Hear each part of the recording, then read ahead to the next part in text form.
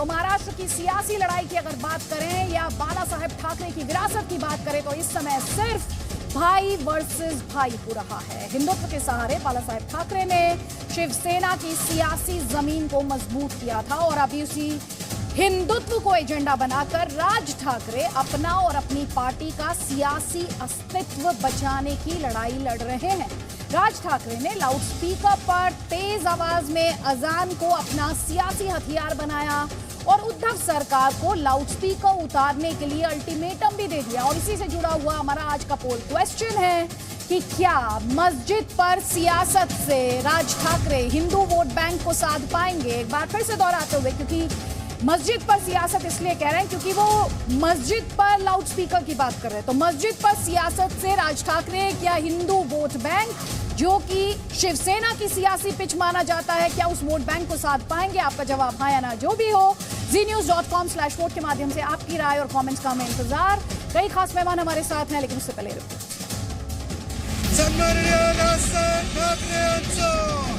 छत्रपति शिवाजी महाराज की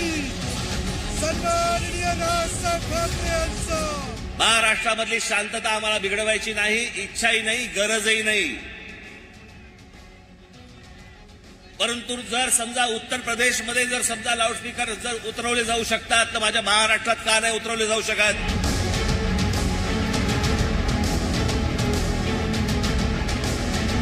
जिथे जिथे यांचे लाऊडस्पीकर लागतील त्यांच्या समोर दुप्पट आवाजाने तिथे हनुमान चालीसा तुमची लागलीच पाहिजे।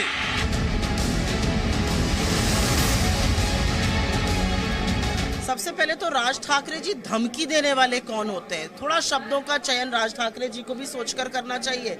मुझे पता है वो किसी ना किसी तरह येन तेन प्रकरण अपना पॉलिटिकल करियर शायद फिर से शुरू करने की एक नाकाम कोशिश कर रहे हैं। जिस भाजपा को वो क्रिटिसाइज करते थे, आज उसके साथ गलबैयां करने को तैयार है।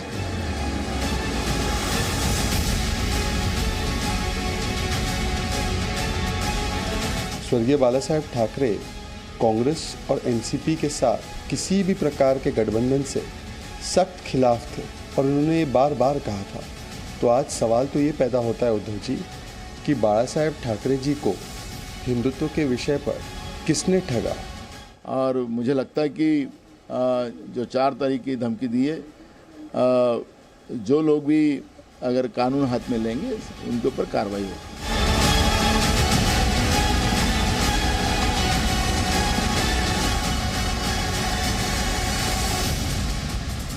राज ठाकरे की बयानबाजी को देखकर ऐसा लगता है कि वो आर पार की लड़ाई के मूड में हैं। लाउडस्पीकर पर उद्धव सरकार को वो लगातार अल्टीमेटम दे रहे हैं। तो वहीं आपको ये भी बता दें, मुंबई में ठीक बाला साहेब के अंदाज में राज ठाकरे के पोस्टर लगाए गए हैं और 5 जून को अयोध्या चलो का नारा भी दिया गया है। हालांकि देखिए, ये वो पोस्टर है। इस पोस्टर में आप इस तस्वीर को अगर ध्यान से देखेंगे तो आपको इस साफ तौर पर दिखाई देगा कि किस तरह बाला साहेब ठाकरे की याद दिलाने की कोशिश इस वक्त राज ठाकरे कर रहे हैं। हालांकि मुंबई पुलिस उस पोस्टर को उतार रही है। कुल मिलाकर हिंदुत्व की लड़ाई में 2 ठाकरे, राज ठाकरे, उद्धव ठाकरे, अपनी अपनी दावेदारी इस वक्त ठोक रहे हैं। उद्धव ठाकरे कई बार और कई मंचों से बीजेपी को फर्जी हिंदुत्ववादी और खुद को सच्चा हिंदू और हिंदूवादी बताते रहे हैं, लेकिन इस बार उनके हिंदुत्व और उनकी विरासत को चुनौती देने वाला कोई और नहीं, उन्हीं का भाई है। और आज ताल ठोक के हम यही सवाल पूछेंगे कि क्या हिंदुत्व की लड़ाई में अब भाई वर्सेस भाई देखने को मिलेगा, जैसा कि हम देख भी रहे हैं। और ये लड़ाई भाई वर्सेस भाई हो कैसे रही है? याद कीजिए, लाउडस्पीकर पर अजान से इस लड़ाई की शुरुआत हुई थी और अब ये अयोध्या चलो तक पहुंच गई है। तो क्या अयोध्या से ये खत्म होगी? कानून से तकरार क्या इसी से मिलेगी वोटों की बहार? इसलिए क्योंकि जब राज ठाकरे खुले तौर पर चुनौती देते हैं तो वो किसे ललकार रहे हैं? और भोंगे पर भोगी, जैसा कि राज ठाकरे पहले कह चुके हैं, महाराष्ट्र की सरकार के लिए वर्सेस फ्री एंटरटेनमेंट, जो कि उद्धव ठाकरे आरोप लगा रहे हैं। इसके अलावा मस्जिदों पर सियासत से क्या हिंदुत्व मजबूत होगा? ये अपने आप में बड़ा सवाल है, क्योंकि लाउडस्पीकर पर अजान के मुद्दे को ही सबसे ज्यादा राज ठाकरे उठा रहे हैं। कई खास मेहमान हमारे साथ हैं। बीजेपी का पक्ष रखने के लिए हमारे साथ गौरव भाटिया हैं, अतहर नईम है हमारे साथ कांग्रेस पार्टी का पक्ष रखने के लिए, और सैयद असीम वकार हैं आईएम का पक्ष रखने के लिए। तो सबसे पहले गौरव भाटिया, क्योंकि बार बार ये कहा जा रहा है कि पूरा जो खेल है ये आपने ही रचा है, ये पूरी बिसात जो है ये आपने बिछाई है, और राज ठाकरे तो दरअसल आपका मोहरा है, आपके पपेट है, आपके इशारे पर कर रहे हैं, आपके लिए गद्दारी कर रहे हैं, ये सब आरोप लगे हैं उन पर, लेकिन इन सब के पीछे आप ही का नाम लिया जा रहा है। गौरव भाटिया,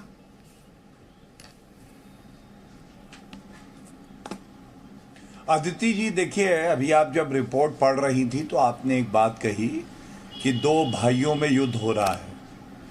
याद करिए किस तरह से रामायण में भी एक रावण था और एक विभीषण भी था। क्या हुआ था? एक सत्य के साथ था, एक भगवान राम की महिमा को समझ पाया था, दूसरे के अकल पे अंधकार था।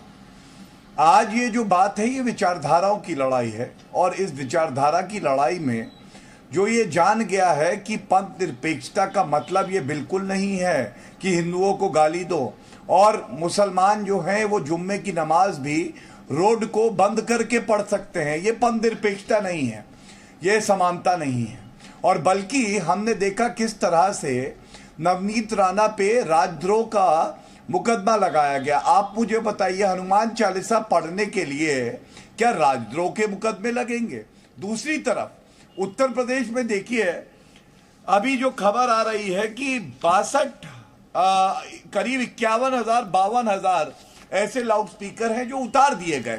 ये नहीं देखा गया किस धर्म स्थल से हटाए जा रहे हैं। ये कानून की ताकत दिखाता है। यहां जो भी शिवसेना से हो या एनसीपी और कांग्रेस के प्रवक्ता हो, उनसे पूछिए, एक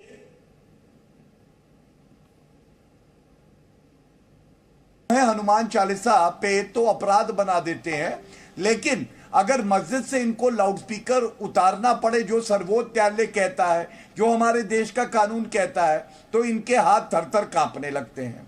दूसरी बात मैं ये कहूंगा, ये शिवसेना अब है नहीं। मैं हमेशा कहता हूं बाला साहब ठाकरे जी की एक सोच थी, एक विचारधारा थी, तभी उनको हिंदू सम्राट, हृदय सम्राट कहलाते थे।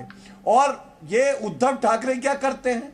ये सोनिया जी से पूछते हैं कि क्या करना है, महाराष्ट्र कैसे चलेगा, और ये भी तुष्टीकरण की राजनीति करते हैं। जो इनकी असली सोच थी वो तो कब की शव की तरह कब्र में पड़ी हुई है। मैं यही कहना चाहूंगा, और ये जग जाहिर हो गया। नहीं, लेकिन गौरव भाटिया, मेरा जो आपसे सवाल है, ये जो राज ठाकरे कह रहे हैं कि मस्जिद से लाउडस्पीकर नहीं हटा, तो डबल वॉल्यूम पर हनुमान चालीसा का पाठ, उस पर बीजेपी का क्या स्टैंड है? देखिए, राज ठाकरे जी जो कह रहे हैं उसका उत्तर राज ठाकरे जी के प्रवक्ता देंगे। भारतीय जनता पार्टी का स्टैंड बिल्कुल स्पष्ट है कि संविधान से चलेगा, नॉइज पोल्यूशन एक्ट और रूल्स है, रूल्स से चलेगा। 2000 के सर्वोच्च न्यायालय का जजमेंट है, और वो अनुमति देता है कि रात के 10 बजे से 6 बजे तक तो आप लाउडस्पीकर लगा ही नहीं सकते। उसके बाद जो सीमा निर्धारित है उसी के तहत आप लाउडस्पीकर बजा सकते हैं। अगर आप कानून का उल्लंघन करने की बात करेंगे, हम लोग उसके पक्षधर कभी भी नहीं होंगे। लेकिन एक सवाल ये जरूर पूछा जाएगा कि मस्जिद से लाउडस्पीकर उतारने में हाथ थर-थर क्यों कांपते हैं? हनुमान चालीसा पढ़ने वालों को राजद्रोह क्यों लगाया जाता है? उत्तर प्रदेश में अगर बातचीत करके, संवाद करके लाउडस्पीकर उतारे जा सकते हैं, तो महाराष्ट्र में क्यों नहीं? गौरव, एक और सवाल, sorry I am interrupting you, but I want clarity.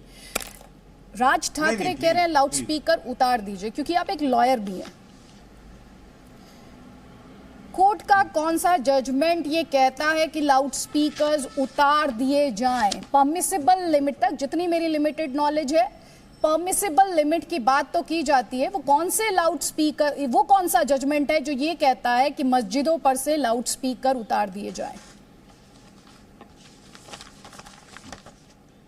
देखिए, सबसे पहले तो अदिति जी, अगर हम ये कहेंगे कि मस्जिदों से उतार दिए जाएं, तो ये कोई जजमेंट है ही नहीं। बड़ी जिम्मेदारी से अधिवक्ता होने के नाते मैं आपको एक बात कैन यू हियर मी? मैं आपको नहीं सुन पा रही, एक बार फिर से आप गौरव बोले प्लीज। हाँ जी बोले।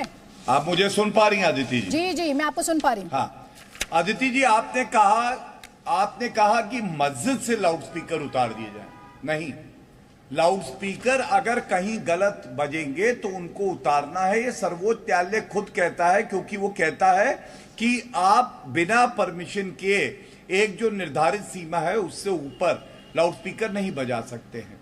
अब मैं क्या प्रश्न उठा रहा हूं कि जब मंदिर पे कार्रवाई होनी होती है तो ये कर लेते हैं, लेकिन जब मस्जिद की बारी आती है तो इनको ये लगता है। वही मेरा सवाल है गौरव, मैं चाहती हूँ आज दर्शकों को क्लैरिटी मिले, क्योंकि राज ठाकरे बार बार लाउड स्पीकर हटाने की बात कर रहा है, वो परमिसिबल लिमिट की बात नहीं कर रहे। और मैं जब इस वक्त आपसे सवाल कर रही हूँ तो भाजपा के प्रवक्ता के तौर पर नहीं, एक लॉयर के तौर पर भी, सीनियर लॉयर के तौर पर भी आपसे सवाल कर रही हूँ कि मस्जिद पर से लाउड स्पीकर उतारने की बात ये कहां से आई, ये कौन से कोर्ट के जजमेंट से आई है, क्योंकि इससे हमारे दर्शकों को भी क्लैरिटी मिलेगी।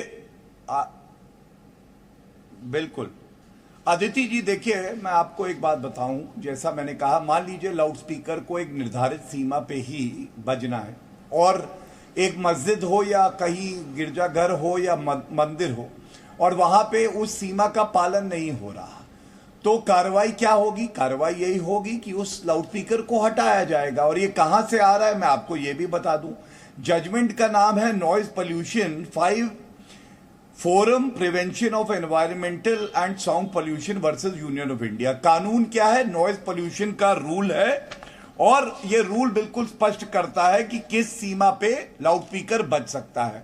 अगर कोई इसका पालन नहीं करता है तो जो लॉ अगर इसका पालन नहीं किया जाता तो अगर इसका पालन नहीं किया जाता तो इसीलिए मैंने ये सवाल पूछा तो प्रकाश महाजन जी, अगर परमिसिबल लिमिट का पालन नहीं किया जाता तो ये राज ठाकरे की जिद कहां से आ रही है सर?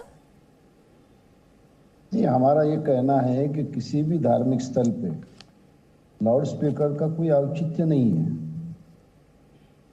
आप ये कहते हो कि परमिसिबल डिसिबल के हद तक अगर स्पीकर रहे तो कुछ इसके बारे में करना नहीं चाहिए, लेकिन ऐसा होता नहीं और बार बार लोगों को तकलीफ होती है और ये तकलीफ सिर्फ हिंदू लोगों को होती है। और इसलिए हमारा कहना है कि मंदिर हो या मस्जिद हो, लाउड स्पीकर नहीं रहना चाहिए। कल सभा में राज ठाकरे ने सर कहा कि सॉरी जस्ट फॉर क्लैरिटी, आपने कहा कि सिर्फ हिंदू लोगों को तकलीफ होती है।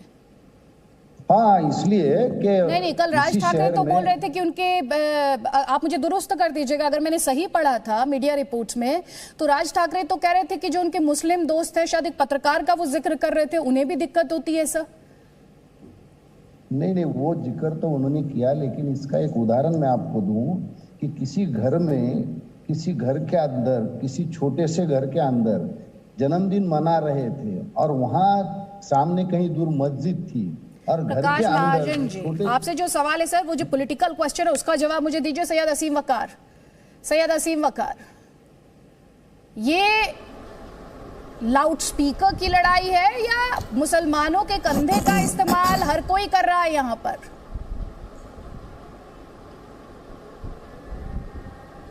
देखिए, मैंने कल भी बोला था और मैं आपने मेरा हर कोई शब्द जो मैंने हर कोई दो वर्ड्स यूज किए, दो तरह से पॉलिटिक्स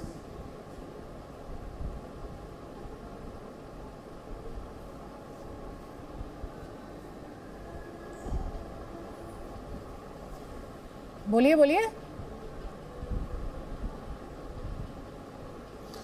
देखिए, दो तरह की पॉलिटिक्स होती है, एक कंस्ट्रक्टिव, एक डिस्ट्रक्टिव। कुछ लोग जो आवाम होती है, जिनके लिए राजनीति करते हैं, उनको कुछ देने की कोशिश करते हैं और बहुत से लोग ऐसे होते हैं जो सिर्फ आवाम से लेते हैं, उनके पास क्षमता नहीं होती देने की, सिर्फ आवाम से लेते हैं। और आवाम को देते क्या है? उनके बच्चों को कट्टा देते हैं, उनके बच्चों को तलवार देते हैं, छुरा देते हैं, पत्थर देते हैं, लाठी देते हैं।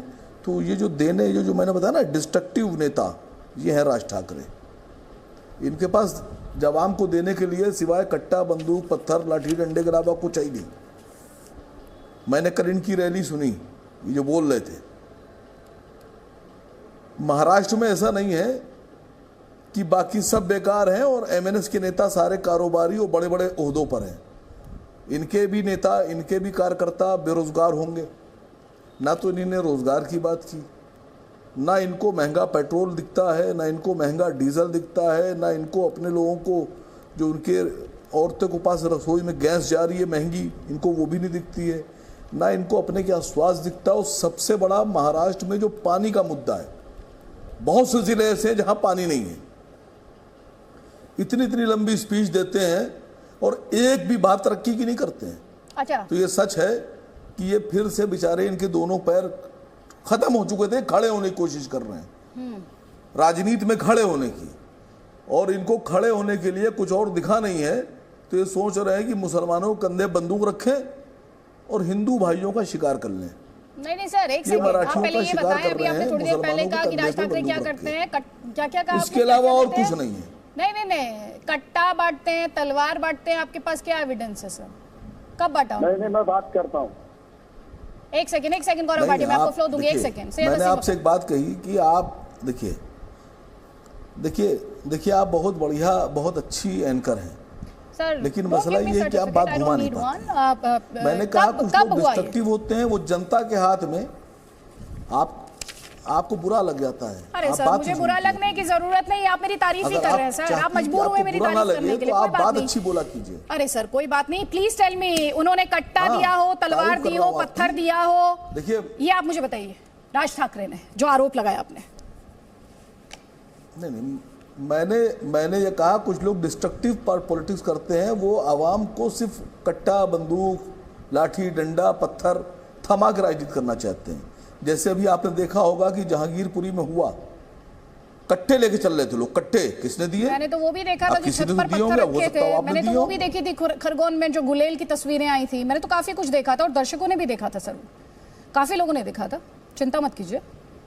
नहीं, देखिए बताएं आपसे, सुनिए, अगर आप अपनी पूरी इतने दिन की 15-20 दिन की जितनी डिबेट हैं, एक भी डिबेट में अगर आदित्य त्यागी ने ये अपने चैनल पे पूछा हो कि जिन लोगों ने कट्टे लेके निकले थे जुलूस में, उन पे कार्रवाई हो और वो कट्टे कहां से आए, किसने बांटे, तो मैं राजनीति छोड़ दूंगा। आप थोड़ा सा ध्यान से सुना कीजिए। आपने बात ही नहीं की, जैसे आपने कट्टे की बात करता हूं, सुनिए, जैसे ही आपने कट्टे की बात करता हूं वैसे ही आप छत के पत्थर की बात करने लगती का वक्त तो जाया नहीं करूंगी। अदिति त्यागी नीड नॉट डिफेंड हरसेल्फ। नहीं करता हूं मैं, जनता की अदालत में छोड़ती हूं सर फैसला, मैं जनता की अदालत में छोड़ती हूँ। जिस अदिति त्यागी से आप बात कर रहे हैं उसके कॉन्सेप्ट्स क्लियर है सर, वो कॉन्स्टिट्यूशन को टोटलिटी में एक्सेप्ट करती है, वो लॉ एंड ऑर्डर की बात करती है, वो कानून अपने हाथ में लेने की बात नहीं करती, राइट लेफ्ट सेंटर तीनों से। तो मैं आपसे भी कह रही हूं, आप आरोप लगा रहे थे, अब जवाब लीजिए गौरव भाटिया से। गौरव भाटिया ये कह रहे हैं इस देश में कुछ लोग हैं जो डिस्ट्रक्टिव पॉलिटिक्स करते हैं। किशोर तिवारी जी, मैं दूंगी सर आपको फ्लो, प्लीज। पहले एक काउंटर करना चाह रहे थे गौरव भाटिया, उनका काउंटर ले लीजिए, उसके बाद मैं आपको फ्लो दूंगी, प्लीज। देखिए, बिल्कुल सही बात करी, और मुझे तो ऐसा लगा कि असदुद्दीन ओवैसी के बारे में बोल रहे हैं। इन्होंने क्या बोला, destructive politics versus constructive politics. तो ओवैसी जी ने हमेशा डिस्ट्रक्टिव पॉलिटिक्स करी, और जहर घोलने का काम कौन करता है? सबसे ज्यादा तो ओवैसी जी करते हैं। इन्होंने कहा कट्टा, तलवार और पत्थर दे देते हैं। ये भूल गए कट्टा, तलवार, पत्थर और पेट्रोल बॉम्ब भी हैं, जो खरगोन में पकड़े गए हैं ना, petrol bomb, Jahangirpuri petrol bomb. ये क्या दिखाता है? ये दिखाता है कि जैसे ओवैसी जी जहांगीरपुरी की जो घटना हुई उसके बाद सबसे पहले अदिति जी खुद ही जज बन गए। उन्होंने कहा ये भोले भाले मासूम मुस्लिम बच्चे जो है ना, इनके खिलाफ गलत कार्रवाई हो रही है। मतलब न्यायालय क्या करेगा, पुलिस क्या करेगी, उन्हें इससे मतलब ही नहीं है। ये पता नहीं, जहां भी बैरिस्टर बन के आए वहां कानून ऐसा ही होता होगा, खुद ही आरोप लगाओ, खुद ही जज बनो और बता दो कौन ठीक है कौन नहीं है। लेकिन मैं इतना ही कहूंगा, ये लोग वो लोग हैं जो हर किसी को, पत्थरबाज हो, दंगाई हो, आतंकवादी हो, कोई भी हो, ये केवल उसे धर्म के चश्मे से देखते हैं। ये लोग चाहते हैं अपने लिए तो जो सार्वजनिक रोड है उसको भी बंद करा दिया जाए नमाज के लिए, लेकिन अगर हिंदू कोई करे तो ना ओवैसी जी ना उनके प्रवक्ता हिंदुओं के हक की बात करेंगे। हाँ, ये भी बात ठीक है, आज का हिंदू इतना मजबूत है, उसको जरूरत नहीं है कि ओवैसी जैसे लोग हमारी जो है पैरवी करे, हमारी बात करे। हमें पता है संविधान क्या कहता है, संविधान के दायरे में रह के पूजा पाठ होगा। और जो शव सेना के मुखिया राजद्रोह लगा रहे हैं, आप देखिएगा इन्हीं की कब्र खुदेगी राजनीतिक। राजनीतिक कब्र खुदेगी, क्योंकि इन्होंने हिंदुओं की भावनाओं को आहत किया है। अदिति, सबसे पहले तो आपने जो AIM को लेकर जवाब दिया, उस पर सैयद असीम वकार आपका काउंटर। डिस्ट्रक्टिव पॉलिटिक्स तो असदुद्दीन ओवैसी करते हैं, ये बीजेपी कह रही है। नहीं, कोई काउंटर नहीं। मैंने आपसे कहा ना, कोई काउंटर नहीं। देखिए, बहुत से लोग ऐसे होते हैं जिनकी आंखें नहीं होती हैं और जिनके पास कान नहीं होते हैं, तो उन पर तो तरस खाया जाता है। बहुत से लोग ऐसे होते हैं जो आंखें होते हुए भी बंद कर लेते हैं, ज़बान होते हुए भी ताला डाल लेते हैं, और वो गांधी जी के बंदर बन जाते हैं, वो सुनते भी नहीं हैं कुछ। अब मैंने आपसे पूछा कि कट्टे लेके चल रहे थे लोग, तो किसी ने तो दिए होंगे कट्टे। मैं चैनल पे आपके ऐलान कर रहा हूँ। अब इतने लोग बैठे हुए, अब हिम्मत है किसी में तो बोले किसने कट्टे दिए, इसकी जांच कौन करेगा? मैं बोलता ना डीसीपी दिल्ली जो है, वो जो commissioner of police of Delhi जो है, वो भी नहीं पूछ रहे किसी से। और एक चैनल पे तो एक बड़ा मजेदार बात हुई, एक साहब बोले अगर 2-4 कट्टे ले भी आए तो क्या? मैं दूसरे चैनल्स के लिए अकाउंटेबल नहीं हूँ, ये मंच दूसरे चैनल्स के लिए अकाउंटेबल नहीं है। सैयद असीम वकार, आई एम सॉरी, दूसरे चैनल्स के लिए हम अकाउंटेबल नहीं। आपने सवाल पूछा है, जवाब ले लीजिए। गौरव भाटिया, उसके बाद वापस आपको फ्लो दूंगी। 2-4 एक साहब बोले कि 2-4 कट्टे। सैयद असीम वकार, जवाब ले लीजिए प्लीज, जवाब दीजिए। सवाल पूछा है तो जवाब सुनने की हिम्मत रखिए, फिर जवाब सुनने का थोड़ा सा पेशेंस रखिए। मैं नहीं सुन पा रही हूँ आप क्या बोल रहे हैं, प्लीज, क्योंकि एट द सेम टाइम 4-5 कट्टे ले आए, कुछ हुआ नहीं। अब आप सुन तो लीजिए सर, सवाल पूछा है तो पेशेंस तो रखिए, पेशेंस तो रखिए। क्या बात करें आप? सब्र का फल मीठा होता है। जवाब बात करें आप? जवाब ले लीजिए, जवाब लीजिए। गौरव भाटिया, जवाब ले लीजिए, जवाब ले। देखिए, आरोप मुझे उत्तर देना चाहिए इनकी बात का। इन्होंने एक प्रश्न वाजिब किया, कट्टे कहां से आए, एक बार ओवैसी जी से पूछिएगा। जो कट्टे लेके आए ना, उनको तो वो कहते हैं छोटे मोटे प्यारे प्यारे इनोसेंट वाले मुस्लिम बच्चे हैं, लेकिन उनपे NSA लग गया है राशु का। और आपने कहा इन लोगों की आंखें नहीं है, कान नहीं है, गांधी जी के बंदर हैं। आंखें नहीं है, कान नहीं है, काम चल जाएगा सैयद भाई। जिनका जमीर नहीं है ना, जो हफीज सैयद के गधे बने हुए हैं, उनसे दिक्कत है। तो बंदर तो समझदार होते हैं, लेकिन गधे बन जाओ हफीज सैयद के और आतंकवादियों के साथ खड़े हो जाओ। याकूब मेमन का धर्म देख के कहो उसको फांसी इसलिए हुई कि वो मुसलमान है, ये दिक्कत की बात है। और मैं इतना ही इनसे एक बात और कह दूं, ये ओवैसी जी ने कहा था जहांगीरपुरी के बाद, उन्होंने कहा कि अब मैं बता रहा हूं, सुनिए सुनिए, आप लोग खड़े हैं आतंकवादियों के साथ, आपने आतंकवादियों को लोकसभा में बैठा दिया है। सुनिए, आपने आतंकवादियों को लोकसभा में बैठा दिया। ये देखिए, वो जो जमानत पे रिहा है मेडिकल ग्राउंड पे, मैं कभी जिन पर आतंकवाद का चार्ज है, मालेगांव ब्लास्ट का चार्ज है, जो अभी रिहा नहीं हुए हैं, उनको आपने लोकसभा में बैठा दिया। तो आप पता नहीं गधा कौन है, दिखाइए। याकूब मेमन, पता नहीं कौन गधा है। सुनिए, याकूब मेमन को फांसी इसलिए, वो ऐसी जी से पूछ लीजिएगा, बता देंगे घर में कहीं है। अभी सुनिए, याकूब मेमन को फांसी इसलिए दी गई क्योंकि वो मुसलमान है। दिखाइए इनको थोड़ा शर्मसार करेंगे नेशनल टेलीविजन पे। ये आतंकवादी देश के खिलाफ है और कहते हैं ये मुसलमान है, इसलिए फांसी। आप बताइए। हाँ, धन्यवाद, बिल्कुल दे जवाब। देखिए, इसमें खाली ओवैसी साहब को क्यों कह रहे हैं आप? याकूब मेमन तो बहुत से गैर मुसलमान आतंकवादी है कि नहीं आपकी नजरों में? और आप उनकी बात आप बताइए, याकूब मेमन मेरे भाई है या नहीं है? जरा एक बार गौरव भाटिया जी का चेहरा जूम कीजिए। मेरे भाई, मैं भी पूछ रहा हूं। गौरव भाटिया जी का चेहरा जूम कीजिए, घिनौना चेहरा जूम कीजिए।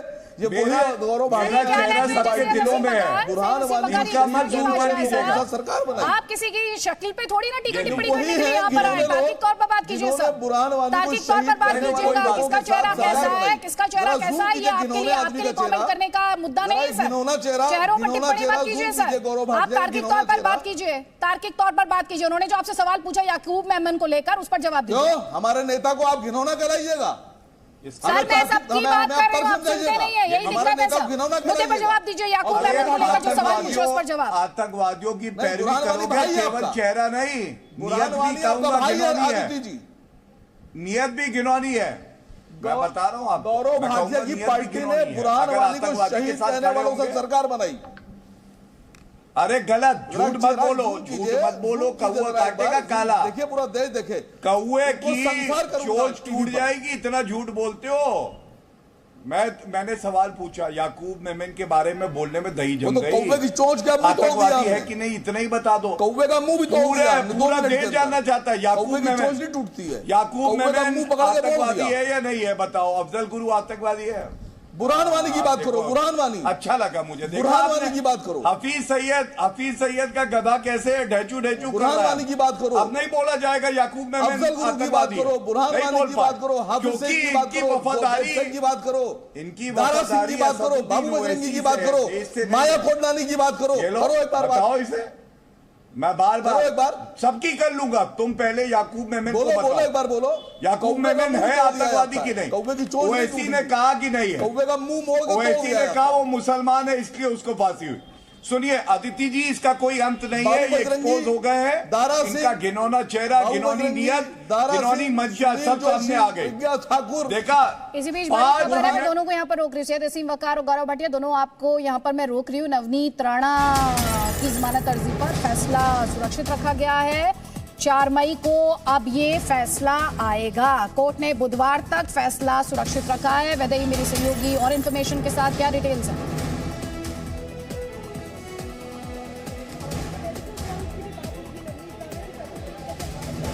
वैदेही, आप मुझे सुन पा रही हैं? जी बिल्कुल। क्या डिटेल्स हैं? जी, अगर हमने देखा है कि आज अभी शाम को 5 बजे जो है वो राणा दंपति के बारे में एक डिसीजन आने वाला था कि राणा दंपति को बेल होगी या जेल, लेकिन इस मामले में फिर एक बार जो है वो कोई भी निर्णय नहीं हुआ है। 4 मई को सुबह को जो है वो निर्णय आने के बारे में अभी कोर्ट में फिलहाल बताया गया है। राणा दंपति के जो वकील है रिजवान मर्चेंट, इन्होंने भी ये जानकारी दी है कि 4 तारीख को डिसीजन आएगा, उनको बेल होगी या जेल। लेकिन आज की रात और कल की रात राणा दंपति को फिर से जेल में ही काटनी पड़ेगी। अगर हम कहें तो सुबह को ये जो है वो सुनवाई के बारे में जो डिटेल्स हैं वो आने वाले थे, लेकिन बाद में 3 बजे तक का टाइम थैंक यू था। लेकिन अभी जो है वो 4 तारीख तक ये डिसीजन आने के बारे में फिलहाल कोर्ट ने बताया है। बहुत बहुत शुक्रिया इस पूरे अपडेट के लिए। एक बार फिर से कई खास मेहमान लगातार हमारे साथ हैं। यहाँ पर बड़ा सवाल ये किशोर तिवारी, बड़ा सवाल ये है कि जिस तरह से खुले तौर पर चुनौती दे रहे हैं राज ठाकरे, आपने अभी तक क्या एक्शन लिया है?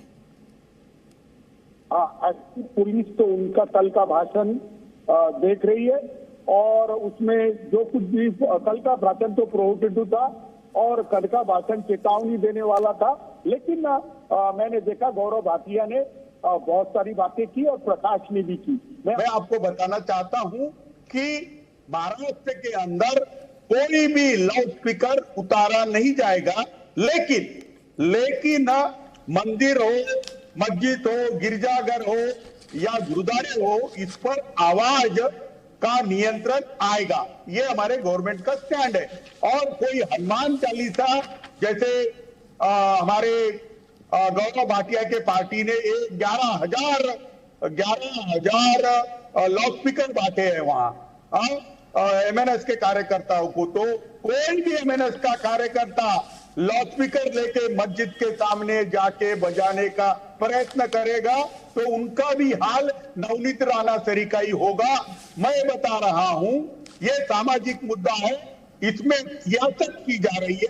बीजेपी राज ठाकरे को सियासी मोहरा बनाकर यूज कर रही है। जवाब ले लीजिए गौरव भाटिया। मुझे बताइए गौरव भाटिया, मुझे बताइए नीतीश कुमार जो बोलते हैं उससे तुम्हारा सरोकार है क्या?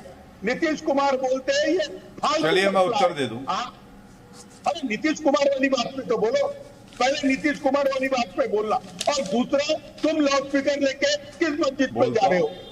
तुम पढ़े लिखे इंसान हो, तुम किस लाउड स्पीकर को लेके मस्जिद के सामने जाके बजाने वाले और किस मस्जिद के लाउड स्पीकर उतारने वाले हो? शर्म नहीं आती तुमको? लीजिए पहले जवाब तो सुन लीजिए। किसे शर्म आनी चाहिए, किसे नहीं आनी चाहिए? आपको भी तो मजा आ रहा है ना राज ठाकरे जिस तरह की पॉलिटिक्स कर रहे थे, बयानबाजी कर रहे थे। क्या एक्शन ले लिया आपने राज ठाकरे पर? क्या एक्शन लिया? 3 अप्रैल 4 अप्रैल को उन्होंने ये विवाद शुरू किया था, आज 1 महीना हो गया, आपने इस सियासी विवाद को जिंदा रखा। आपने नवनीत राणा पर एक्शन लिया, राज ठाकरे पर क्या एक्शन लिया आपने किशोर तिवारी जी? क्या एक्शन लिया आपकी सरकार ने? लेकिन आपको भी मजा आ रहा था। अरे भाई वो गौरव भाटिया से जवाब ले लीजिए, आपने उन पर आरोप लगाया, उसके बाद विद्या चौहान, प्लीज जल्दी जल्दी जवाब ले लीजिए सर प्लीज। शिवसेना देखिए ऐसे है, आपने अदिति जी इनसे कहा, मैंने पूछा वही बोलना। अरे एक सेकंड सर, सुन लीजिए उनका जवाब सुनिए। अच्छा आज सुन लीजिए, देखिए ये बेचारे क्या स्टैंड लेंगे, ये तो आज खुद अपनी टांगों पे स्टैंड नहीं कर पा रहे हैं, इनको तो बैसाखियां चाहिए। और मैं तो केवल इतना ही कहूंगा, किशोर जी बड़े अच्छे व्यक्ति लगते हैं, नौटी भी नहीं होते अब तो। सुनिए बीच में मत बोलो, बीच में मत बोलो प्लीज भैया। आपके चश्मे पे वो लाइट जो चमक रही है उससे आपका चेहरा और नूरानी लग रहा है। देखो आपके चश्मे पे लाइट चमक रही है ना, उससे आपका चेहरा बड़ा नूरानी लग रहा है। सुनिए मेरी बात। किशोर तिवारी जी आप उनको इंटरप्ट मत कीजिए सर, आप उन्हें इंटरप्ट मत कीजिए। और गौरव भाटिया जो उन्होंने आपसे सवाल पूछा उसका जवाब प्लीज जल्दी जल्दी। क्या पूछा आपने? सर पहले जवाब सुन लीजिए, आपने सवाल पूछा ना किशोर तिवारी जी, जवाब सुनिए सर। आप लोग ऐसे इस डिस्कशन को बना देते हैं जिसे व्यूअर को जवाब चाहिए सर, बार बार क्यों इंटरप्ट करना पड़ता है? प्लीज तो मैंने मेरी सरकार गौरव भाटिया पॉलिसी बता दी। जवाब, गौरव भाटिया जवाब प्लीज। दंगे करने वाले गौरव भाटिया क्या बोलेंगे अब? सर सवाल भी आप ही पूछ लीजिए, जवाब भी आप ही दे लीजिए। मैं तो समझता हूँ ये हाँ बोलिए खराब लगता है। नहीं गौरव देखिए ये लोग क्या एक्शन लेंगे। नवनीत राणा पे कह रहे राजद्रोह लगा दिया। एक बात बताओ, अब्दुल सत्तार मंत्री है इनकी सरकार में अदिति जी, उसने मालूम है क्या कहा? उन्होंने भगवान हनुमान पे अभद्र टिप्पणी करी जो मैं टीवी पे बोल नहीं सकता हूं। बाला साहब ठाकरे जी के पुत्र हैं ना उद्धव ठाकरे, बताइए मुझे क्या कार्रवाई कर रहे हैं अब्दुल सत्तार पे जो भगवान हनुमान पे टिप्पणी करने का दुस्साहस करता है। दूसरी बात, संजय राउत है ना, संजय राउत ने क्या कहा? जो मातोश्री की तरफ देखेगा उसको जमीन के अंदर 20 फीट गाड़ देंगे। आप बताइए एक सांसद की यह भाषा हो सकती है कि कानून तोड़ के एक व्यक्ति को जमीन के अंदर डाल देंगे? तीसरी बात, मैं केवल इतना ही कहना चाहता हूं, सोनिया भक्ति छोड़ो और जानो कि ये देश क्या चाहता है। योगी आदित्यनाथ जी से सीखो। कभी कहा जाता था कि देखिए मुसलमान इतने ज्यादा है उत्तर प्रदेश में, कानून टूटेगा तो कोई कार्रवाई नहीं होगी। 52,000 लाउडस्पीकर उतार दिए गए। किसी की हिम्मत नहीं है, किसी की हिम्मत नहीं है आज चुप कर सके। और इसीलिए महाराष्ट्र के लोग भी कह रहे हैं काश भारतीय जनता पार्टी की सरकार होती। आप नीतीश कुमार को तो अरे फिर आप देखिए अब आप, अच्छा अब्दुल सत्तार पे, नीतीश कुमार पे मैं बोलता हूँ। चलिए 10 सेकंड में बोलता हूँ, मैं 10 सेकंड में बोलता हूँ। 10 सेकंड दीजिए, बोल रहा हूँ। 20 second Gaurav Bhatia please conclude your answer. 10 second में उत्तर लीजिए जी। मैंने पूछा सुनिए, किशोर तिवारी जी अगर बार-बार आप बात करेंगे तो आप ही के साथ ही है नीतीश कुमार पे उत्तर लीजिए। उन्हें टाइम नहीं मिलेगा सर, प्लीज तो उनका टाइम मत लीजिए, प्लीज जल्दी से जवाब दीजिए। नीतीश कुमार पे एक बात बोल दूं, हमारे साथी हैं, उनका सम्मान है, लेकिन हम उनकी इस बात से इसलिए सहमत नहीं है क्योंकि कानून सब पे बराबर लागू होता है और यह सर्वोच्च न्यायालय का आदेश है, इसको कोई पलट नहीं सकता है। और भारतीय जनता पार्टी उस कानून को सब पे समान लागू करके दिखा रही है, ये फर्क है। लेकिन अब आप अब्दुल सत्तार पे बोल दो जिसने भगवान हनुमान के लिए कमेंट लेना है विद्या चौहान से। हटाइए, चलिए विद्या चौहान, जो सवाल मैंने भी शिवसेना से पूछा वही सवाल मेरा आपसे भी है, प्लीज। अदिति जी मैम बोलिए। वही सवाल जो मैंने शिवसेना से पूछा, अगर आपने सवाल अदिति जी 35 मिनट्स हो गए आपका शो शुरू होके। मैम आप अकेली गेस्ट नहीं है, अभी अतर नईम को भी मौका नहीं मिला है मैम। आप लोग ऐसा एक्सपेक्ट करते हैं कंटिन्यूअस 30 नहीं मैम, तो पावर में कौन नहीं आरोप किस पर लग रहे हैं? आरोप किस पर लग रहे हैं? आपकी पार्टी आरोप किस पर लगा रही है मैम? आप 3 अलाइज इस डिस्कशन में बैठे हैं, किसके ऊपर लग रहा है वो बाद में बताऊंगी। इस शो में हम लोगों को आपने बिठा के रखा है। नहीं मैम, ये जो है मैम एक सेकंड मैम, एक तो मुझे प्लीज आराम से मैं आपसे बात करूं, एक सेकंड। आपको ये क्लैरिटी होनी चाहिए, भाजपा के लिए आपको ये क्लैरिटी होनी चाहिए विद्या जी। आपके यहाँ तीनों अलाइज बैठे हैं इस डिस्कशन में, बीजेपी अकेले बैठी है। बीजेपी से सवाल है तो गौरव भाटिया से ही जवाब लूंगी ना मैम, गौरव भाटिया ही जवाब देंगे। अब आप आ जाइए मुद्दे पर बात कीजिए। नहीं आपका कार्यक्रम सुनिए, सुनिए सुनिए सुनिए, जरा सुनिए, बहुत बात सुन ली आपकी मैंने। जो गौरव भाटिया जो है भाजपा के हैं और आपके बहुत लाडले प्यारे हैं, सिर्फ आप और वो शो कीजिए। आप भी मेरी बहुत लाडली है मैम, आप भी बहुत प्यारी है विद्या मैम, आप भी बहुत प्यारी है विद्या मैम, मैं आपकी भी बहुत रिस्पेक्ट करती हूँ। हमारा नहीं विद्या मैम, मैं आपको भी बहुत रिस्पेक्ट देती हूँ, आपके लिए भी मेरे मन में बहुत दुलार है मैम, आपके लिए भी बहुत दुलार है। और मैम जिस तरह से आप मुझे डांट रही है ना, आप काफी सीनियर है, जैसे आप मुझे डांट रही है ना मैम, इसका 20% भी आपने राज ठाकरे पर इस्तेमाल कर लिया होता ना मैम, इसका 20% भी राज ठाकरे पर इस्तेमाल कर लिया होता मैम, तो आज ये सियासी नौबत नहीं होती। तो मैं आपका जवाब चाह रही थी, आपका जवाब। देखिए, मेरा जवाब एकदम सीधा है। यहाँ पर जो वो भाजपा के प्रवक्ता बैठे हैं ना, वो बार बार संविधान का नाम ले रहे हैं। उनको बोलना आपका पार्टी का संविधान से कोई संबंध नहीं है। पहली बात तो ये है, आप ये मुसलमानों को भारतीय समझना पहला सीखो। ये देश में जो पैदा हुए मुस्लिम 85,000 मुस्लिमों ने स्वतंत्रता आंदोलन में भाग लिया था, आरएसएस का एक भी आदमी नहीं था उसमें। तो ये मुस्लिम भारतीयों को आप हमेशा जो टारगेट करते हो और आपका चैनल करता है इस तरह, उसको बोलिए, भाजपा को बोलिए चुप बैठे, शांत से बैठिए, ज्यादा बड़बड़ मत कीजिए। बहुत सुन लिया आपका, समझ गया ना। मैडम बलिदान नहीं ठाकरे के खिलाफ इस्तेमाल किया होता ना मैम, ये एग्रेशन शांति तो आप फैलाती हैं, तमीज से तो बात करिए madam. Gaurav Bhatia please give me a second, 1 second Vidya ji. Ma'am अभी आप दूसरों को जो नसीहत दे रही है ना, मैं तो आपकी तरह उन शब्दों का इस्तेमाल भी नहीं करना चाहती हूँ। सुनिए प्लीज, सुन लीजिए मैम, जो एग्रेशन आप चैनल के खिलाफ इस्तेमाल कर रही है ना मैम, ये एग्रेशन अगर आपने राज ठाकरे के खिलाफ इस्तेमाल किया होता ना, तो 1 महीने तक ये जो सियासी विवाद चला है ना और आपकी सरकार को लेकर सवाल उठे हैं, ये नहीं होता। तो आप मुद्दे पर रहें, मुद्दे पर आपको जो बात करनी है आप करें मैम। तो आप चैनल को नसीहत मत दीजिए, वो जनता पर छोड़ दीजिए मैम, चैनल को ना जनता पर छोड़ दीजिए, जनता को फैसला लेने दीजिए। आप मुद्दे पर रहिए प्लीज। वो बोलना ही नहीं चाहिए, राज ठाकरे के ऊपर बोलने का मौका तो नहीं देती आप, बोलने आप ही बीच में बोलेंगे। मैं जो आपको बताना चाहती हूँ, मैडम आप मुझे मत बताइए हमें क्या कहते हैं और आपको क्या कहते हैं, फिर मैं अगर आपकी लाइन पर नहीं जा सकती मैं। सुनिए मैडम विद्या जी, मैं आपको बहुत रिस्पेक्ट देती हूँ। अभी थोड़ी देर पहले आप कह रहे थे ना कि मेरे लाडले गौरव भाटिया, आप भी मेरी दुलारी हैं, लेकिन प्लीज उस लाइन का सम्मान कीजिए जहाँ से एक दूसरे के लिए सम्मान की गुंजाइश रहे। विद्या जी, विद्या जी उस लाइन का सम्मान कीजिए जहाँ पर गुंजाइश रहे। आज आप ये बताइए पहले तो शिवसेना के हिंदुत्व पर आपकी क्या राय है? आज आप ये बताइए, आप बहुत उपदेश दे रही है ना, यही शिवसेना, इसके अतीत में क्या लाइन रही है आपकी, शिवसेना पर क्या राय है, पहले आप ये बताइए। चलिए आज मैं आपसे ही सवाल करती हूँ, आप अभी आप मुद्दे पर बात नहीं करना चाहती है ना, शिवसेना के हिंदुत्व पर आपका क्या कहना है? देख, मैं यही बोलती हूँ कि उद्धव ठाकरे जी हमारे मुख्यमंत्री है, राष्ट्रवादी कांग्रेस और शिवसेना बहुत अच्छी तरह से काम कर रही है, लेकिन जो फडणवीस और ये सब लोग हैं, ये गैंगस्टर बन चुके हैं और ये सब गालियां गलौज करने का काम यहाँ पर करते हैं। कल आपने देखा होगा तो पहले मीटिंग फडणवीस साहब की थी और उसके बाद राज ठाकरे की थी।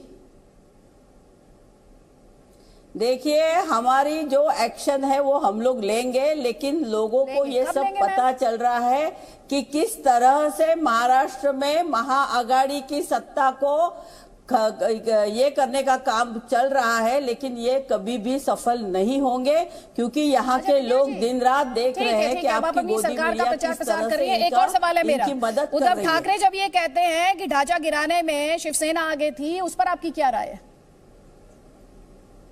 सपोर्ट करती हैं आप उन्हें? ये देखिए, मुझे इस बात का मुझे बहुत दुख होता है कि बाबरी मस्जिद ढहाने के बाद इस देश में दंगे फैले थे और देश को अस्थिर करने का काम हुआ था। जब फडणवीस ने कर ये भाषण में कहा कि हमारे 32 लोग इसमें शामिल थे, तो ऐसे लोगों तो अरेस्ट करना चाहिए, क्योंकि ये क्या बहुत बड़ा अच्छा काम किया था, ऐसा नहीं है। देश को अस्थिर करना ये काम अच्छा नहीं है, चाहे कोई भी हो। मैं ये चाहती हूँ, विद्या जी आप क्या चाहती है वो अलग बात है। आप अलायंस में किसके साथ है, बीजेपी के साथ या शिवसेना के साथ? विद्या जी आप अलायंस में किसके साथ है, बीजेपी के साथ हैं या शिवसेना के साथ? हम लोग शिवसेना के साथ है। उद्धव ठाकरे के स्टेटमेंट पर आपका क्या स्टैंड है? हम लोग है उद्धव ठाकरे के बयान पर आपका क्या क्या स्टैंड है? देखिए, उद्धव ठाकरे जी ने, हमारा यही स्टैंड है कि उद्धव ठाकरे जी तब की बात कर रहे हैं, आज की बात नहीं कर रहे। आज की जो बात है वो राउत साहब ने हमारी कही है कि क्या बात है, उनकी क्या राय है। तो जो पाप तो आपकी नजर में था थोड़ी देर पहले, जो आप बीजेपी को बता रही थी, अब वो सारे पाप आपके साथ मिलने के बाद, एनसीपी और कांग्रेस की गंगा जमुना में मिलने के बाद वो पाप धुल गए, वो निर्मल हो गए, पवित्र हो गए आपके साथ अलायंस करने के बाद। ये कह रही हैं आप? हमारे लिए कोई पवित्र अपवित्र नहीं होता है, हम लोग संविधान मानने वाले लोग हैं, समझ गए ना। मोदी साहब जब 7 साल में कुछ नहीं कर सके तो वो डंके की चोट पर कह रहे हैं कि हमने किया था। पवित्र अपवित्र नहीं होता, आपकी नजर में पवित्र अपवित्र नहीं होता तो यानी कोई आइडियोलॉजी नहीं है ना फिर मैडम आपकी, फिर आपकी कोई विचारधारा तो बची नहीं मैम। अगर आप ये कह रही हैं कि कोई ना पवित्र है ना अपवित्र है तो आपकी कोई आइडियोलॉजी तो बची नहीं मैम, फिर तो सबको सत्ता है।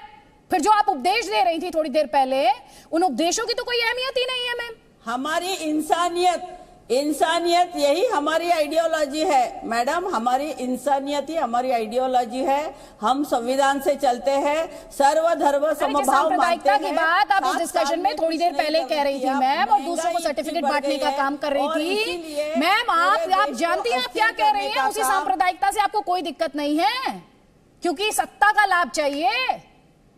मैं तो आपसे ये सवाल पूछ रही हूं तब से। मेरे को लगता है आपको बात समझ में नहीं आती मैडम, मुझे सब समझ में आ रहा है, आप सवाल का जवाब नहीं देना चाह रही हैं और आपके पास सवाल का जवाब है नहीं। स्टडी कीजिए मैम, आपको स्टडी करने की जरूरत है। शिवसेना का स्टैंड पास्ट में क्या था? देश में भाजपा सत्ता में बैठी है, भाजपा ने सत्ता में कुछ काम किया नहीं है। मोदी सरकार ने, महंगाई बढ़ गई है, पेट्रोल डीजल के दाम बढ़ गए हैं, बेरोजगारी पर आ गई है। मैं आपसे, शिवसेना कह रही है कि ढांचा गिरा रही है, शिवसेना कह रही है कि ढांचा गिराने पे शिव सैनिकों का योगदान था, उस पर अब आपको डर लग रहा है बोलने से।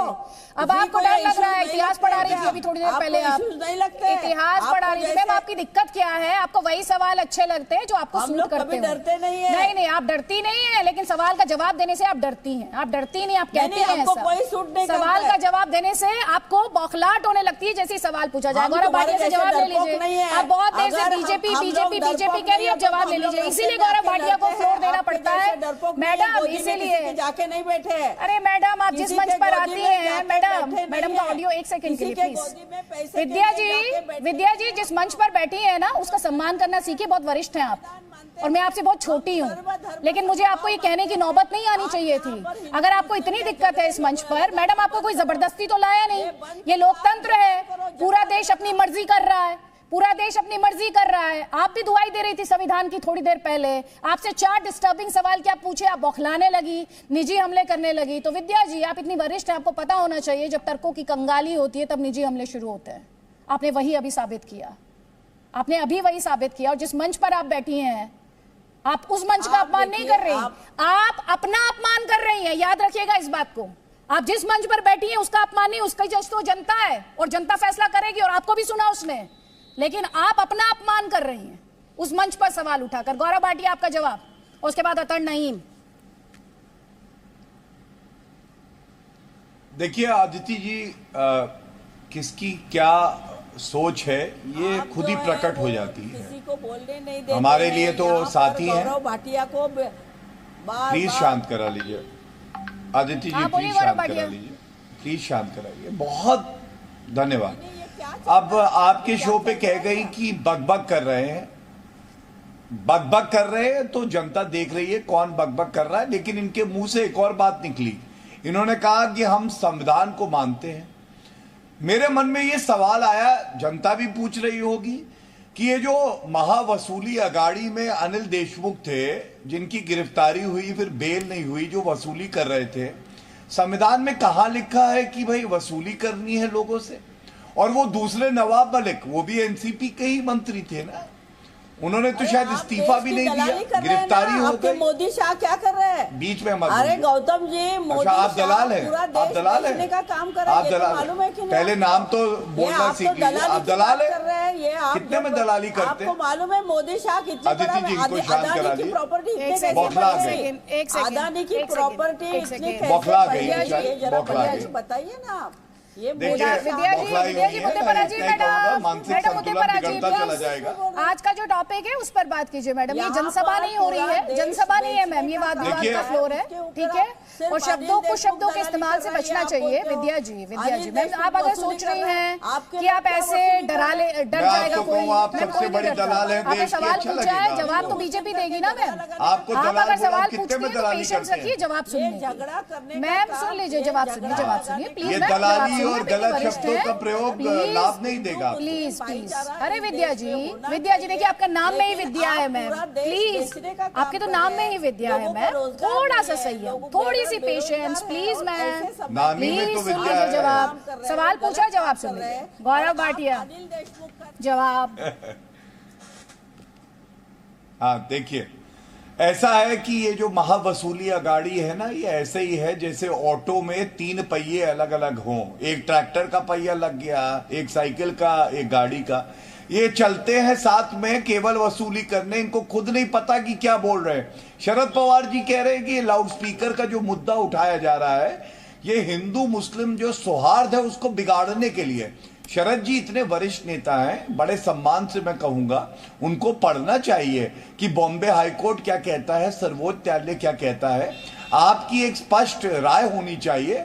और या तो आप कह दीजिए कि भारत के संविधान और न्यायालय में आपकी आस्था नहीं है, लेकिन दुख की बात यह है, ये लोग हिंदुओं के लिए उनको गाली देना, उनकी भावनाओं को जो है किसी तरह से खंडित करना, लेकिन अगर मुसलमानों की बात आती है तो कहते कानून को ताक पे रख दो।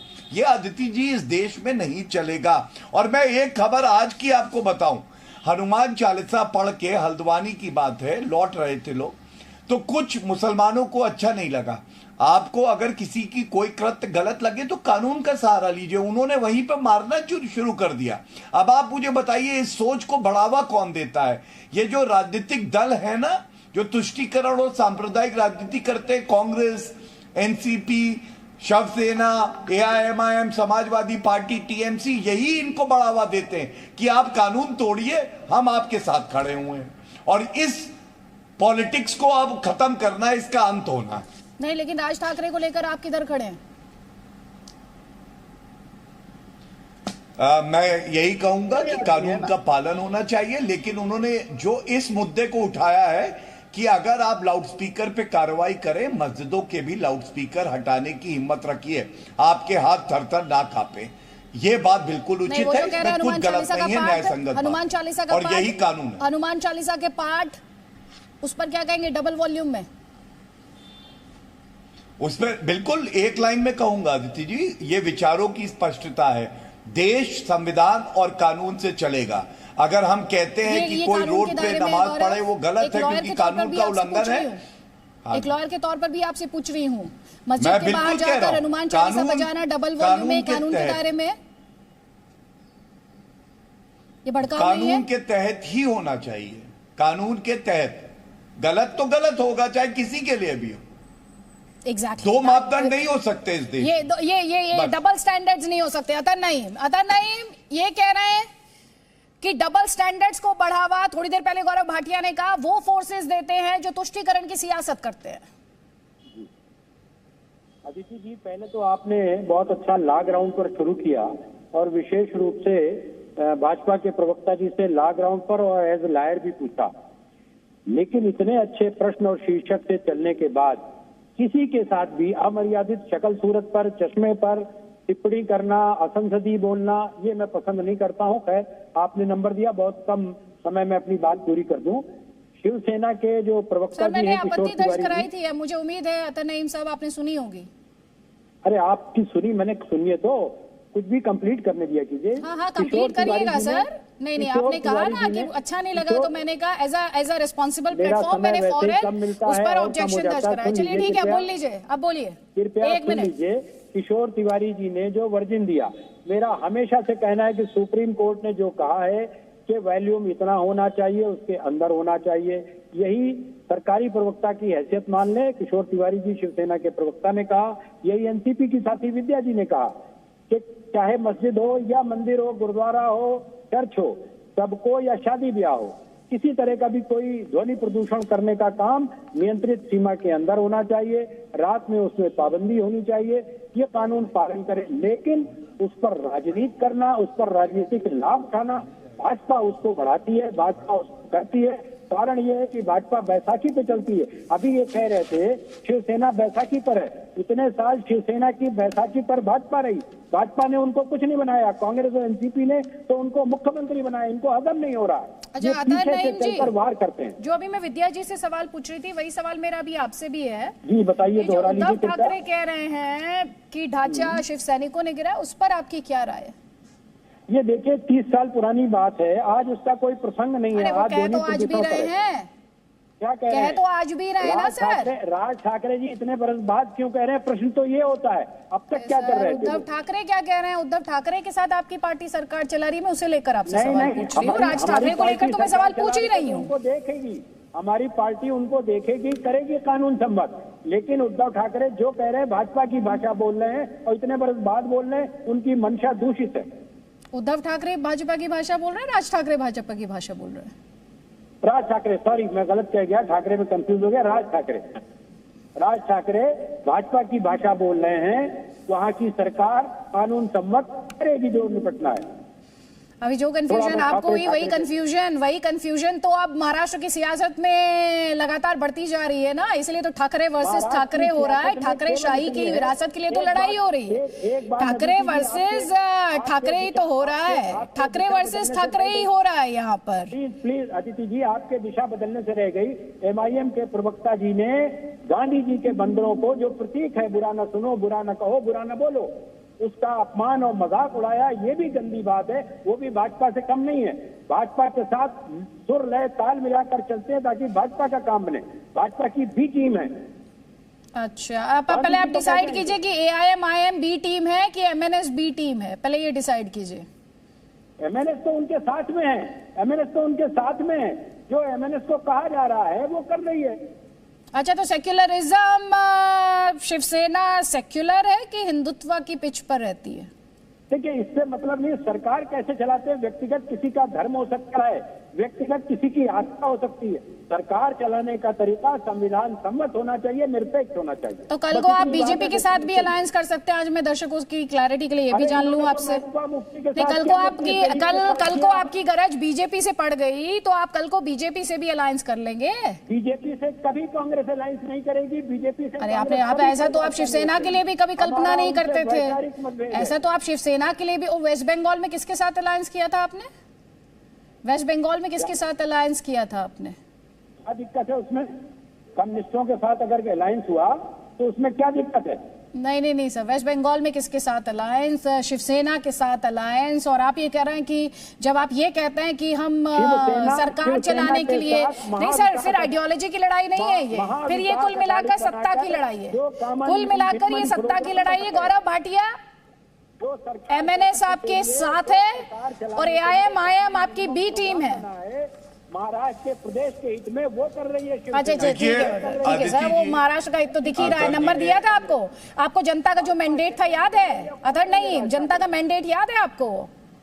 जनता की भलाई की आप बात कर रहे हैं, जनता का मैंडेट याद है आपको? समय समय पे जी, बदलता है। गौरव भाटिया, इन्होंने गौरव भाटिया, ठीक है सर, ठीक है। पहले 70 वर्ष नहीं। देखिए आदित्य जी, आपके शो पे देखिए क्या हुआ। यही बात हम भी कहते हैं। ये कंफ्यूजन पार्टी है। चाहे लीडरान हो, चाहे प्रवक्ता हो, ये बेचारे कंफ्यूजन में आ जाते हैं। वो उद्धव ठाकरे बोल गए राज ठाकरे की जगह, लेकिन खैर चलिए, हो जाता है कभी कभी। एक बात और मैं बता दूं, आपने कहा ना कि सत्ता के लिए, बिल्कुल आपने सच कहा। एक मूवी आई थी, कोई नहीं नईम जी, मैं आपसे गुस्सा नहीं हूं, मैं तो बड़े प्यार से सम्मान से कह रहा हूं। मैं अपनी बात पूरी कर लूं। नईम जी प्लीज, नईम जी संयम रखिए प्लीज। देखिए ऐसा है अदिति जी, एक हाँ नईम जी संयम रखिए प्लीज। हाँ, ठीक है। देखिए आदित्य जी, एक मूवी आई थी जिंदगी ना मिलेगी दोबारा, और अब कांग्रेस का हाल ये है कि जनता कह रही है सत्ता ना मिलेगी दोबारा, चाहे कुछ कर लो। इनको शर्म नहीं आती है। मतलूब अहमद मुख्य आरोपी करौली में, प्लीज शांत शांत शांत, नईम जी अच्छा नहीं लगेगा, आप 4 मिनट बोले प्लीज। आप 40 मिनट बोल चुके हैं। आप मेरी बात सुनिए फिर उत्तर दीजिएगा। आप अरे तू मैं ऐसे राहुल गांधी बात करते हैं प्रियंका वाड्रा से, हम लोग प्रवक्ता हैं, पढ़े लिखे लोग हैं, ऐसे नहीं बात कर सकते। चलिए ठीक है, अब मेरी बात सुनिए, मैं 2-3 बिंदु उठा रहा हूं, आप उत्तर दे दीजिए। उठाइए। पहला बिंदु मैं ये उठा रहा हूं, जनता पूछ रही है ये तुष्टीकरण की राजनीति कब खत्म करेंगे। मतलूब अहमद क्योंकि एक मुसलमान है, 1 महीना हो गया, मैं बता रहा हूं, अगर आप सुनेंगे, कान खोलिए ना, सुनिए। मतलूब अहमद 1 महीने से फरार है करौली में, आपने क्यों नहीं गिरफ्तार किया? दूसरा, एक और आरोपी जो है वो इफ्तार पार्टी में मुख्यमंत्री अशोक गहलोत बुलाते हैं, ऐसा क्यों है? तीसरी बात मैं आपसे पूछना चाहता हूं, आपका मैनिफेस्टो कहता था राजद्रोह जो सेक्शन है इसको खत्म किया जाए। नवनीत राणा पे राजद्रोह आपकी सरकार ने लगाया है, ऐसा क्यों है बताइए? एक पत्रकार राजस्थान में, उस पे भी राजद्रोह लगाया है। ये दोहरी राजनीति, गिरगिटिया राजनीति आप कहां से सीखते हैं? मैनिफेस्टो में वादा आप कुछ करते हैं और आपका आचरण कुछ और होता है जब सत्ता में आते हैं। यह सवाल बनता है कि नहीं? और मैं अंत करूंगा एक ही बात कह के, देखिए कांग्रेस पार्टी ना 3 में ना 13 में, भारत की राजनीति में कांग्रेस पार्टी का अंत आ गया है, और इसीलिए इनको एडवाइजर्स को लाना पड़ता है, और प्रशांत किशोर जैसे एडवाइजर आके लात मार के चले जाते हैं, लात मार के इस तरह से। अरे आज आपकी उत्तर प्रदेश में 2 सीटें, आपको मालूम है? अरे आपकी 387 सीटों पे 399 में जमानत जब्त हो गई आपकी। देते थे आप, भूल गए। तो बड़े, अच्छा हम बड़े, आप घटे, बढ़ना अच्छा है कि घटना अच्छा नहीं है? मुझे ठीक है, 1 सेकंड। विद्या जी मेरा आपसे सवाल है। नहीं 1 सेकंड, मुझे लगता है जो जितना बड़ा होता है उसे उतना ही हम्बल होना चाहिए। 1 सेकंड, अतर नईम जी 1 सेकंड। गौरव, आप खुद भी बहुत वरिष्ठ हैं, आपकी पार्टी दुनिया जानती है, बड़ी पार्टी है, सुन लीजिए प्लीज सर, सुन लीजिए 1 सेकंड। बहुत वरिष्ठ है, 1 सेकंड, श्रेष्ठ है, भाजपा के प्रवक्ता है, वरिष्ठ है, श्रेष्ठ है, भाजपा के प्रवक्ता है, विचारों और भाषा को बोलने दीजिए भैया। बोल लीजिए मैडम, आप भी बोल रही हैं तब से, आप भी बोल ही रही है, क्लिप भेज दूंगी आपको। बग 1 सेकेंड, आप भी बोल ही रही है मैम, और ये बता दीजिएगा आप मुझे, आपकी पार्टी प्री पोल अलायंस में जाएगी क्या? वो जिग्नेश मेवानी के बारे में गौरव भाटिया क्या बोलेंगे? मैडम आज का टॉपिक आपको बताया गया था, मैम आज का टॉपिक आपको बताया गया था, आपकी पार्टी प्री पोल अलायंस में जाएगी शिवसेना और कांग्रेस के साथ, मैं ये पूछ रही थी आपसे।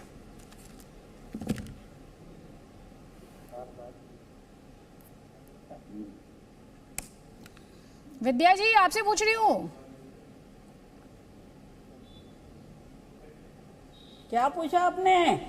मैम यही तो दिक्कत है, आप सुनती नहीं है। मैं आपसे सवाल पूछती हूँ, आपका नाम पुकारती हूँ तो भी आप सुनती नहीं है। तो मैम मैं ये कह रही हूँ प्री पोल अलायंस में जाएगी आपकी पार्टी, फोन आ गया होगा, शिवसेना और कांग्रेस के साथ।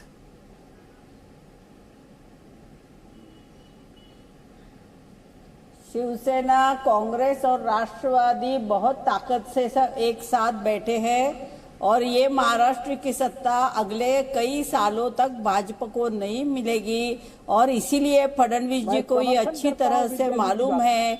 इसलिए वो बहुत ही, जैसे मछली की अवस्था होती है वैसी उनकी अवस्था हो गई है। लेकिन वो सब भाजपा की पूरी गैंग जो है वो इतना खिलाफ बयान कर रही, इतनी खिलाफ बयान कर रही है, लेकिन इसका कोई फायदा होने वाला नहीं है। मैं आपको फिर से बताना चाहती हूँ कि महाआघाड़ी की सरकार और हमारे मुख्यमंत्री उद्धव ठाकरे जी इतनी अच्छी तरह से महाराष्ट्र का कारभार संभल रहे हैं। हमारे अजीत दादा है, हमारे बाला साहब थोरात है कांग्रेस के, और हमारे जो लोग हैं महाआघाड़ी में वो बहुत अच्छी तरह से महाआघाड़ी का कारोबार चला रहे हैं। उनको डिस्टर्ब करने के लिए राज ठाकरे को लाया गया है, और राज ठाकरे ये सब जैसा भाजपा ने किया था कि भाई कुछ भी देश के लिए मत करो, खाली हिंदुत्व के नाम ढोंगी हिंदुत्व लाओ और ढोंगी हिंदुत्व लाने के बाद इन्होंने क्या किया है, कलयुग में आज का कलयुग में का रामायण मैं आपको बताना चाहती हूँ। इस कलयुग में भाजपा रूपी रावण ने लक्ष्मण को हनुमान सहित अपने पास खींच लेने की कोशिश की है और ये दुष्ट प्रयत्न ये भाजपा कर रही है और ये इनको हिंदू जो सच्चे हिंदू है हमारे जैसे वो ही ये प्रयत्न इनका खत्म कर देंगे, क्योंकि लक्ष्मण को भी इन्होंने साथ में लिया, मैडम हनुमान चालीसा लाया। मैं उत्तर दे दूं इनकी बात का। नहीं आने वाली। एक सेकंड दीजिएगा, एक सेकंड गौरव भाटिया, ढोंगी हिंदुत्व बता रही हैं आप उनका तो, लेकिन आप ये तो बताएं कि शिवसेना के हिंदुत्व पर आपकी क्या राय है? कलयुग का 100 मुखी रावण है भाजपा का। नहीं, गदाधारी हिंदू कौन है? आप हनुमान की बात कर रहे हैं, गदाधारी हिंदू कौन बता रहा था अपने आप को? अरे उनके हिंदुत्व पर आपकी क्या राय है? हम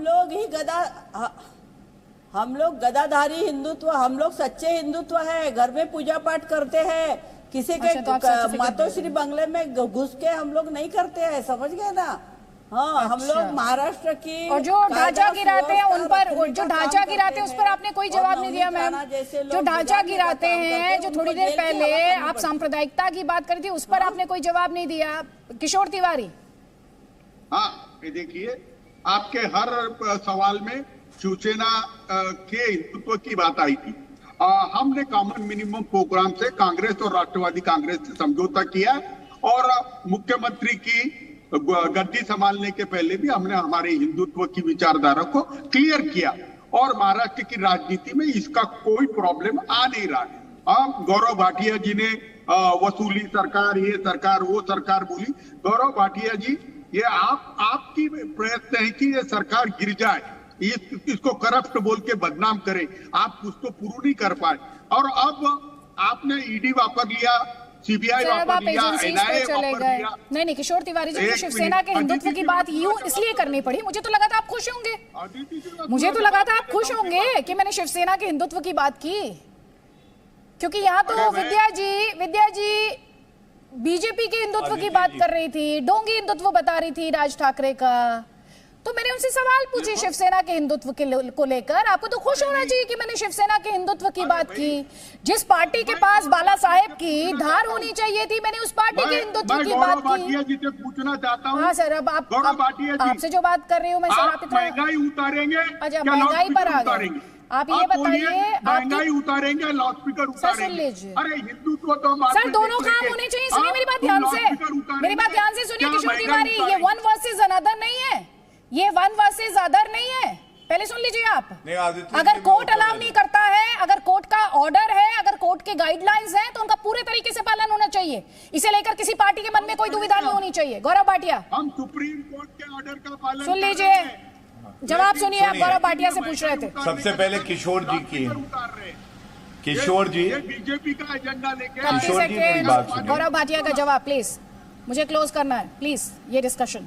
हाँ, किशोर जी, आपने कहा कि लाउड स्पीकर उतारेंगे कि महंगाई उतारेंगे। हम आपकी शेख चिल्ली भी उतारेंगे, महंगाई भी उतारेंगे, लाउड स्पीकर भी उतारेंगे, आपका भ्रष्टाचार भी उतारेंगे, आपकी सांप्रदायिक राजनीति भी उतारेंगे, आपका परिवारवाद भी उतार देंगे, क्योंकि हमें इतनी शक्ति देश की जनता देती है। दूसरी बात, 2 बार कहा गया आदित्य जी, सत्ता के लिए ये लोग व्याकुल हैं। अरे सत्ता के लिए कौन राजनीति करता है? हम तो हिंदू अस्मिता के लिए राजनीति करते हैं।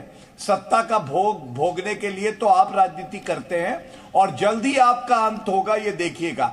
और हिंदू, जब आप ढोंगी हिंदू कहते हैं, तो मैं आपको बताऊं, सबसे बड़ा ढोंगी हिंदू वो है जो बंद गले में चुनाव के समय में, गर्मी के समय में और जनेऊ पहन लेता है और उसके बाद कहता है कि मैं हिंदू हूं।